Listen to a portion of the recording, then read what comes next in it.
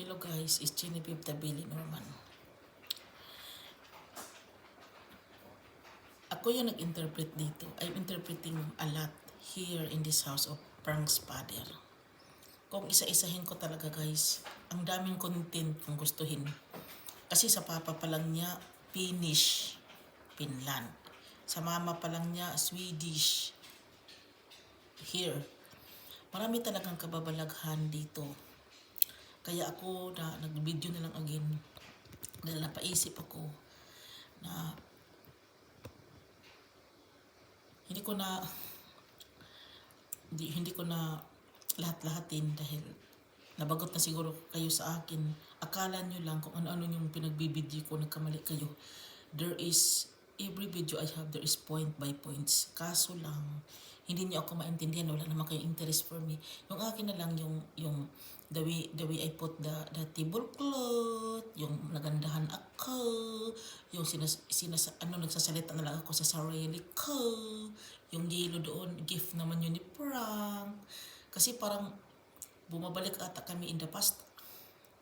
Ayaw ko namang bumalik sa past. Kaya ginaganito ko. Iwan ko sa mga tao dito. Naguluhan tuloy ako. Kaya marami talaga akong natuklasan. Marami akong sasabihin. I have a lot of thing to say after all. Kaso lang, baka kayo ang hindi interested. Basta yung akin lang. Binili ko ito.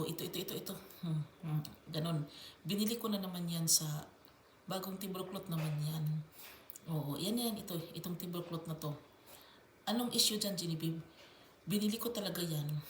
Naghanap kasi ako ng ganyang klaseng style. Ganun, ito sa lamisa. Alam nyo ba guys na super duper kakababalaghan dito? Dahil dito pa naman sa lamisa na ito, may nagmamayari. Tapos dito, mayroong owner. At doon, mayroon ng owner. Doon, halos lahat ng mga bagay, may owner guys. Lahat ng bagay na andito sa kanila. May ata mga buhay. So, kung kaano ka tahimik itong bahay namin, nakakamali kayo. Maraming tao. Totoo lang. So, busy ho. Hindi lang sila silent lang sila. Iba yung sa ilalim, iba din yung sa labas. Hindi pala ako nag-iisa. Pero yung table ko, pag-Easter na talaga. While si God is namatay pa, nag-Easter na talaga kami. Guys, dito na lang ako. Maraming salamat. Bye.